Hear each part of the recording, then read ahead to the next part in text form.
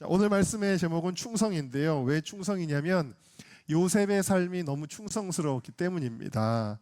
자, 오늘 말씀은 야곱의 장례식이긴 한데 야곱이 이제 애굽에서는 가장 높은 사람 중에 하나입니다. 왜냐하면 총리의 아버지니까요. 그래서 장례가 어마어마합니다. 며칠을 애곡을 했냐면 70일을 애곡을 했대요. 일반인이 7일을 애곡하고 고관들이 30일을 애곡하고 가장 애곡을 많이 하는 사람이 애굽의 바로 황제예요. 바로 황제가 죽으면 72일을 애곡을 하는데 바로 황제만큼 애곡할 수는 없으니까 거기서 이틀을 딱 빼고 70일을 총리의 아버지였던 야곱을 위해서 애곡을 한 겁니다. 그리고 이집트의 장례 문화 하면은 여러분들이 떠올리는 거 첫 번째로는 피라미드 했죠. 또 하나 애굽의 장례 문화 하면 떠오르는 거 또 뭐가 있을까요? 아, 맞습니다. 미라입니다. 오늘 말씀해 보면 40일 동안 향을 처리했다 그랬는데 그게 뭐냐면 야곱을요 미라로 만든 거예요. 40일 동안 향을 처리해서 높은 사람들만 미라로 만드는 거지 아무나 미라로 만드는 거는 아니거든요. 자, 그렇게 너무나도 존귀하게 장례를 치렀습니다. 자, 그러나 이러한 세상에서 받는 최고의 존귀를 뒤로하고 이 야곱은요 가장 중요한 것은 결국에 어디에 묻히게 되죠? 가나안 땅에 묻히게 됩니다. 할렐루야. 큰 장례 행렬을 이끌고 가나안까지 가서 거기서 또 애곡을 하고 결국에는 이 야곱이 원했던 대로 막벨라 굴에 이 야곱이 묻히게 되어지는데 이 일이 가능했던 것은 바로 요셉의 순종 때문이었어요. 여러분, 야곱은 죽어서 자기가 원하는 대로 움직이는 게 아니잖아요. 이것은 바로 아버지의 말씀대로 온전히 순종하여 그 아버지를 애굽의 화려한 곳에 묻지 아니하고 약속의 땅이었던 가나안 땅에 그대로 묻어들였던 요셉의 순종이 있기 때문입니다. 여러분, 요셉은 어렸을 때부터 나이 먹었을 때까지 항상 순종하며 효도하며 충성하였습니다.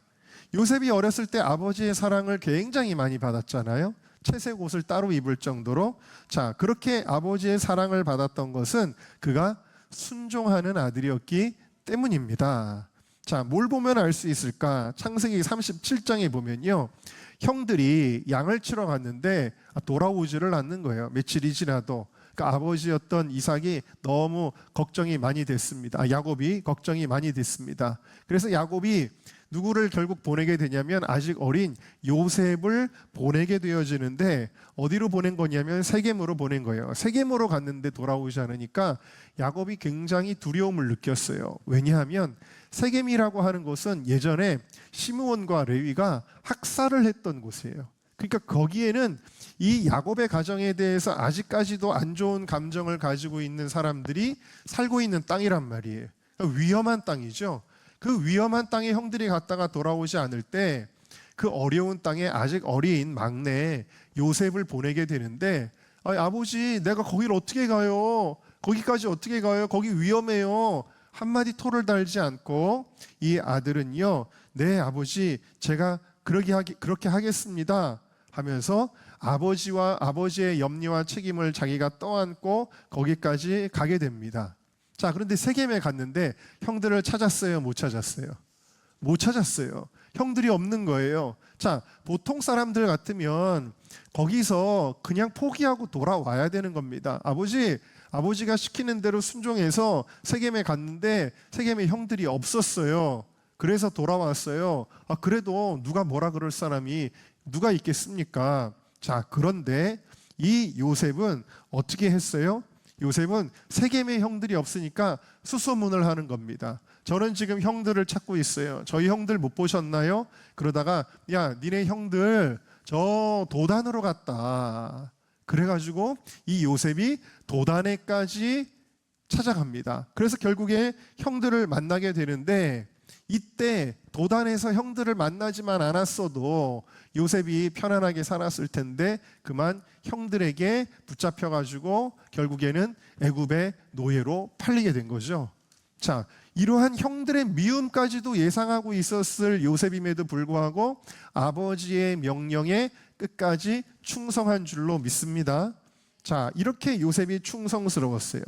또 요셉의 충성을 알 수 있는 한 가지 사건이 있는데 창세기 37장 2절을 보면 요셉이 그 형들의 잘못을 아버지에게 말하더라라는 거예요. 여러분, 이 말씀을 보면은 여러분들은 에이, 요셉이 아주 좀 찌질하네, 고자질쟁이구만, 형들이 잘못한 거를 아버지한테 왜 얘기를 해 하고 여러분들이 생각하실지 모르겠지만 이것이 그런 의미가 아닙니다.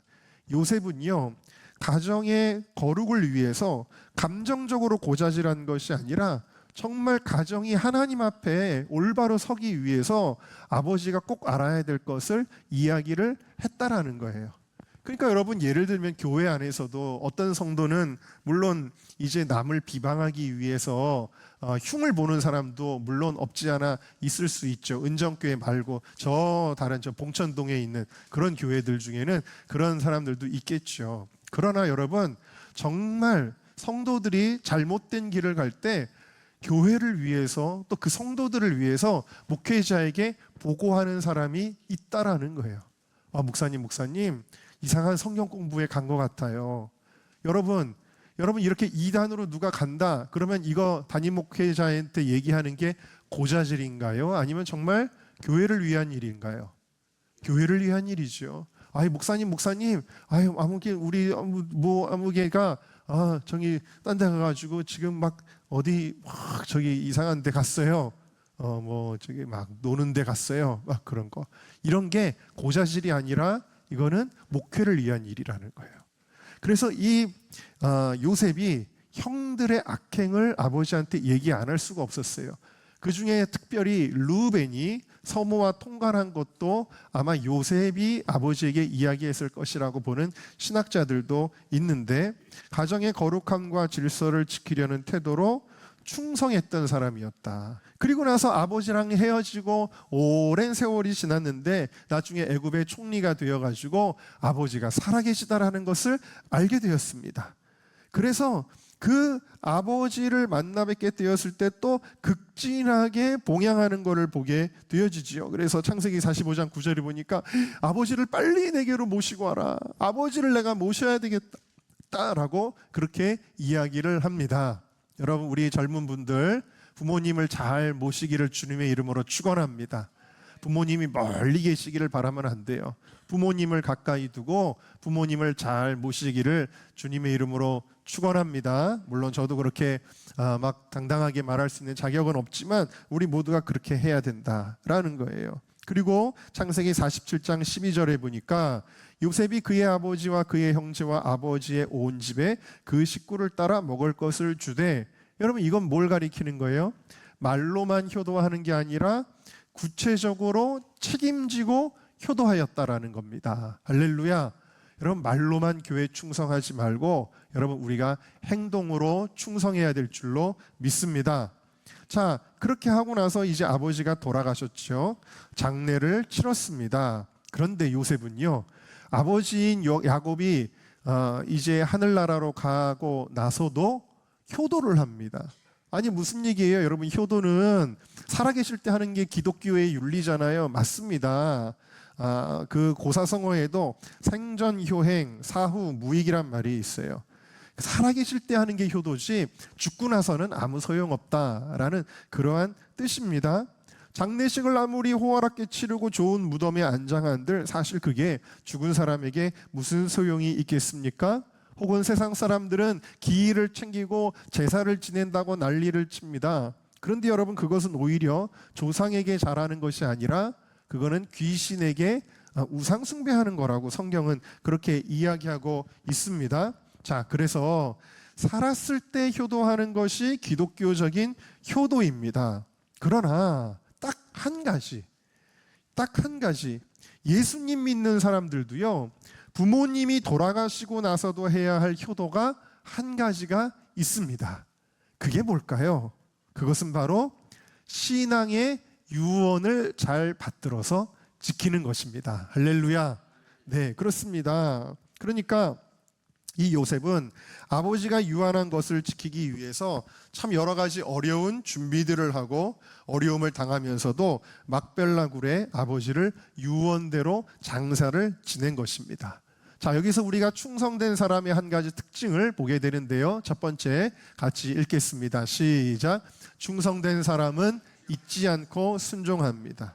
여러분, 유언이라고 하는 거는 쓸데없는 얘기 하지는 않겠죠. 네, 쓸데없는 시시껄껄한 농담하고 죽는 사람은 없을 거예요.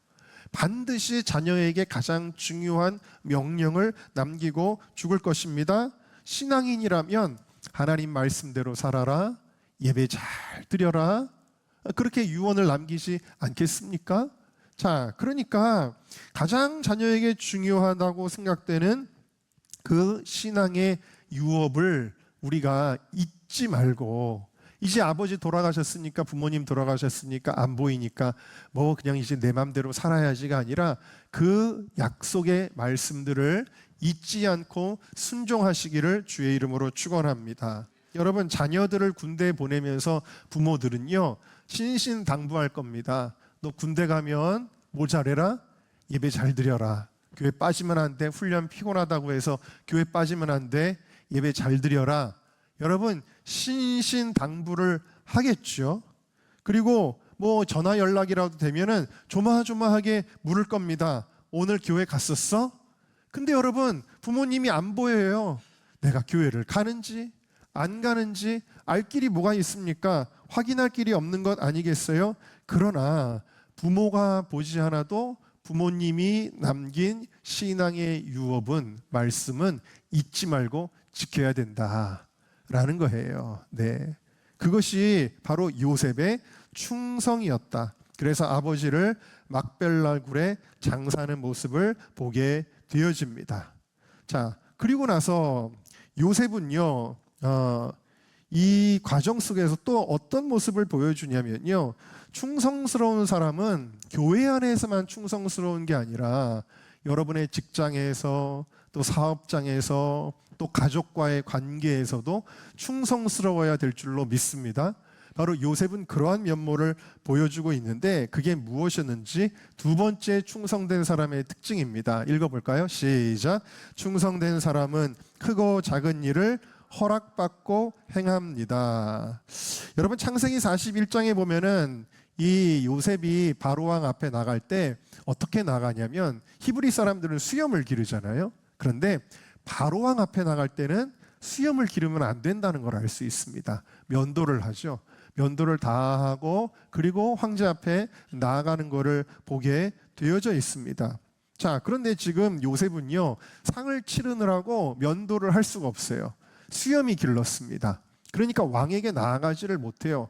그러니까 굳이 신하를 시켜서 사람을 보내가지고 황제에게 이렇게 말합니다. 뭐라고 말하냐면, 내가 아버지의 장례를 지금 치르는데 우리 아버지를 저 가나안 땅 막벨라 굴에 묻을 수 있도록, 제가 갈 수 있도록 허락해 주세요 라고 그렇게 이야기를 합니다. 그러니까 왕은 워낙 요셉을 좋아하잖아요. 그러니까 요셉이 부탁하면 주저하지 않고, 야, 네 아버지가 너에게 맹세시킨 대로 네가 장례를 그럼 그렇게 치르도록 해라. 그러면서 오히려 필요한 물건들도 공급을 해주잖아요. 그런데 여러분, 우리가 알아야 될 것이 있습니다. 사실 요셉이 이렇게 왕에게 허락을 받을 필요가 없어요. 요셉의 위치에서 자기 아버지 장례 치르는 것까지 시콜콜하게 아버지의 그 장례에 대해서 이 왕에게 허락을 받을 필요가 없습니다. 그냥 통보만 해도 돼요. 그러나 요셉은 신하로서 상전인 왕에게 크고 작은 일을 전부 허락받고 해야 되겠다고 하는 생각을 가지고 있었기 때문에 이것조차 자기가 직접 나아가지 못하니까 신하를 보내서 왕의 허락을 받고서야 그 장례식을 치른 것을 보게 되어집니다. 여러분, 충성이란 무엇이냐? 나의 권위자에게 크고 작은 일을 소상하게 알리는 것이 충성된 사람이에요. 할렐루야. 우리가 신앙생활하면서 에이, 이런 것까지 말씀드려야 돼? 그러면 안 된다라는 거예요. 아이들이 부모 생각과는 반대로 자기 멋대로 하면 그것이 효도가 아닌 것처럼 내 멋대로 하는 것은 충성이 아니다라는 것입니다. 누가복음 16장 10절을 같이 읽어보겠습니다. 시작. 지극히 작은 것에 충성된 자는 큰 것에도 충성되고 지극히 작은 것에 불의한 자는 큰 것에도 불의하니라. 아멘. 여러분, 사소해 보이는 것에도 충성하시기를 바라요.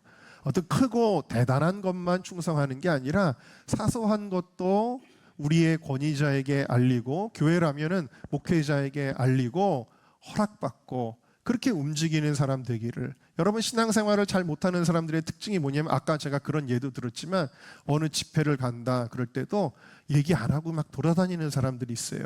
이런 사람들은 신앙의 뿌리를 내리지 못하고 계속 뜨내기처럼 돌아다닙니다. 근데 목사님, 누가 어디 좀 가서 은혜 받자고 하는데 여기 가도 되는데요? 그러면 보고, 아닙니다 집사님, 여기는 가시면 안 됩니다. 하나하나를 허락받고 움직여야 된다 하는 거예요. 목사님, 이번에 우리 초장에서 이렇게 뭐 야유회를 이렇게 다녀오려고 그러는데 목사님 다녀와도 될까요? 물어보고 그리고 가야지. 그냥 자기들 멋대로 그냥 어디 우리 놀러 갔다 옵시다 그리고 막 싱싱 다녀오고, 우리가 이러면 안 된다라는 거예요. 우리가 작은 것에도 충성되기를 주님의 이름으로 축원합니다. 자, 여기서 우리는 무엇을 배워야 하는가? 저와 여러분은, 오늘 우리 성도들은 우리의 영원한 상전이시고 우리의 아버지 되시는 하나님께 크고 작은 것들을 허락받고 움직이시기를 주님의 이름으로 축원합니다. 물론 당연히 뭐 결혼, 취직, 학교 이런 결정들을 내리는데도 우리 하나님의 허락이 필요하겠죠. 반드시 우리가 중요한 결정을 내릴 때 여러분, 하나님의 허락받고 움직이셔야, 그래야 복을 받을 줄로 믿습니다. 우리 청년들도 그러니까 여러분, 체계가 잘 돼 있는 교회들은 청년들도 연애를 할 때 먼저 교역자에게 허락을 받고, 그리고 충분히 기도하는 시간을 갖게 하고, 그리고서는 진지하게 신앙적인 단계를 밟아서 결혼에까지 이르게 되는 과정들을 밟는 거예요. 근데 제가 그렇게 생각을 해봤어요. 우리 청년들도 예를 들어서 누구랑 결혼한다 그러면은 여러분, 마치 그런 마음이 들어요. 부모가 이런 마음이겠구나. 예를 들면은 예전에 우리 교회 청년 중에 누구를 누가 좋아한대요. 근데 안 되는데, 이런 생각이 드는 거예요. 내 부모도 아닌데 안 되는데, 이런 생각이 들어요. 어떨 때는 여러분, 부모에게도 허락받아야 축복된 결혼이 되는 거예요. 또 영적 권위자에게도 축복을 받아야 축복된 결혼이 되는 거예요. 우리는 내 맘대로 해서는 안 되는 것입니다. 반드시 축복받고 움직이는 사람들 되시기를 바랍니다. 무엇보다 하나님 앞에 우리가 항상 허락받고 움직이는 사람이, 그런 사람이 복된 사람이에요. 그러니까 아침에 일어나서도 기도하는 거예요. 하나님, 오늘 제가 이런 일 저런 일을 하려고 그래요. 하나님 허락해 주세요. 하나님 인도해 주세요. 이 한날의 생활을 내 뜻대로 하지 말고 하나님이 인도하시는 대로 되게 해주세요. 여러분, 그렇게 기도하고 움직이는 사람, 그렇게 충성스러운 사람의 하루하루를 하나님께서 복되게 하여 주실 줄로 믿습니다. 자, 마지막 세 번째, 요셉의 모습을 통해 발견하는 충성된 사람의 특징입니다. 시작. 충성된 사람은 주인에게 해를 끼치지 않습니다. 여러분, 요셉이 드디어 고향 땅을 37년 만에 밟아보게 되는 거예요. 아버지 장례 때문에. 얼마나 정말 그립고 가보고 싶겠습니까? 자, 더더군다나 큰 장례도 치렀겠다. 한번 갈 때 일주일이고 한 달이고 아니 몇 달이고 더 있고 가고 싶지 않겠어요? 보통 사람이라면 그렇게 하고 싶지 않겠습니까? 혹은 그렇게 한다고 해도 그걸 누가 흠을 잡겠습니까? 왕도, 그래, 이번에 네가 고향에 가는데 내가 특별 휴가를 주마, 좀 쉬다 오거라, 아마 하지 않겠습니까? 그런데 오늘 본문을 한번 우리 볼까요? 14절입니다. 같이 읽어보겠습니다. 시작. 요셉이 아버지를 장사한 후에 자기 형제와 호상꾼과 함께 애굽으로 돌아왔더라. 장례식 딱 치르자마자 바로 돌아왔다라는 것입니다. 왜 그랬을까요? 요셉은 지금 총리로서 애굽의 막중한 업무를 맡고 있는 거예요. 그래서 하루라도 총리로서 일을 하지 않으면 왕에게 손해가 될 수 있는 거예요. 왕에게 손해를 끼친다는 것은 애굽이라고 하는 국가에 손해가 될 수도 있는 것입니다. 요셉은 자기만 생각하는 사람이 아니라 공동체에 대하여 책임감을 가지고 있는 사람이에요. 그래서 내가 장례식을 치렀으면 됐지, 왜 하루라도 왕위에게 손해를 끼칠 수 있어서 되겠나, 내가 나라에 손해를 끼치면 되겠나. 그래서 37년 만에 밟아본 고향이지만 뒤도 돌아보지 않고 다시 자기의 임지로 돌아오고 있다, 그러한 이야기입니다. 여러분, 그래서요, 충성된 종이란 무엇이냐? 주인에게 손해를 끼치지 않는 종이 충성된 종인 줄로 믿습니다. 여러분, 달란트 비유를 보면은 5달란트를 맡기고 2달란트를 맡기고 1달란트를 맡깁니다. 자, 종이 이제 내 손에 5달란트, 2달란트, 1달란트를 이제 내 손에 갖게 된 거예요. 자, 여러분, 이 달란트는 누구의 것입니까? 네, 이건 누구 것이죠? 내 손에 있지만 여러분, 준 거예요? 맡긴 거예요? 맡긴 거예요. 내 것이 아닙니다. 그렇기 때문에 5달란트 맡았던 종과 2달란트 맡았던 종은 쉬지 않고 바로 다음 날 나가서 장사를 시작합니다. 그리고 장사에서 갑절을 남기게 됩니다. 그리고 주인이 돌아왔을 때 착하고 충성된 종아, 네가 작은 일에 충성하였음에 큰 것으로 맡기겠다라는 복을 받게 되어집니다. 그런데 1달란트 받은 종은요, 이 사명을 감당하지 않아요. 왜 그랬을까요? 이 달란트에 대한 책임감이 없었기 때문이에요. 이 달란트가 내 손에 있다고 해서 내 걸로 생각했다. 여러분, 만약에 내 거라면 땅에 묻어두면 어떻습니까? 이게 내 거라면 어디 길 가다가 흘리면 또 어떻습니까? 아무 상관이 없는 거예요. 그러나 주인이 준 게 아니라 어떻게 한 거예요? 이걸 가지고 열심히 남겨라라고 사명을 맡긴 줄로 믿습니다. 자, 그렇기 때문에 여러분, 오늘 우리가 알아야 될 것은 무엇이냐? 내게 주신 모든 것이 하나님의 것입니다. 시간도 하나님의 것, 물질도 하나님의 것, 체력도 재능도 다 하나님의 것이니까요. 여러분, 우리는 충성을 다해야 될 줄로 믿습니다. 다시 말하면 여러분, 우리가 세상에서도 회사를 다닐 때 예수 믿는 사람은요, 그냥 회사에서 어떻게 시간 때우고 봉급 받을 생각만 하면 될까요? 안 될까요? 안 되는 것입니다. 내가 이 회사에 손해를 끼치면 안 되지. 내가 이 회사에 도움되는 사람이 되어야지. 이런 마음으로 직장 생활 하시기를 주님의 이름으로 부탁을 드립니다. 교회에서도 마찬가지. 내가 우리 교회에 손해를 끼치면 안 되지. 내가 사명을 소홀히 하면 다른 사람이 더 힘들게 해야 되잖아요. 내가 내 책임을 자꾸 누구에게가 떠넘기고 싶어하고 회피하려고 하면 안 돼요. 책임을 다하는 사람이 충성된 사람이라는 것을 기억하시기를 주님의 이름으로 축원합니다. 이런 사람들은 어떨까요? 어떤 회사를 가든지 그 회사에서만이 아니라 어떤 곳에 가든지 인정받고 형통하는 사람이 되는 것입니다. 이런 사람은 사업을 해도 형통하게 되는 것입니다. 이런 사람은 학교에 가도 형통하게 되는 것입니다. 그래서 요셉은 충성스러운 사람이었기 때문에 어디를 가든지 여호와께서 함께 하심으로 그가 범사에 형통하였더라. 할렐루야. 여러분, 축복받기를 원하십니까? 내년에 2026년에도 여러분 복을 받기를 원하십니까? 복은요, 여러분, 거저 주어지는 것이 아닙니다. 사람들이 아들의 이름을 요셉이라고 많이 지었던 때가 있습니다. 요셉이라는 이름을 지을 때는 아마도 요셉이 받았던 축복을 생각하면서 요셉의 이름을 지었을 것입니다. 그런데 여러분, 우리가 알아야 될 것은 요셉이 받은 축복보다 더 중요한 것은 요셉의 충성스러움이었다라는 거예요. 성경은 복받는 비결이 충성이라고 가르쳐주고 있습니다. 성경 구절을 몇 개를 같이 한번 읽어볼까요? 잠언 28장 시작. 충성된 자는 복이 많아도 속히 부하고자 하는 자는 형벌을 면하지 못하리라. 그냥 어떻게 주식이나 해서 혹은 로또나 사서 코인이나 해가지고 부자가 쉽게 되어봐야 되겠다, 이런 사람들은 오히려 벌을 받는데요. 충성된 사람이 복을 받는 줄로 믿습니다. 시편 101편을 읽습니다. 시작. 내 눈이 이 땅에 충성된 자를 살펴 나와 함께 거주하게 하리니 완전한 길에 행하는 자가 나를 섬기리로다.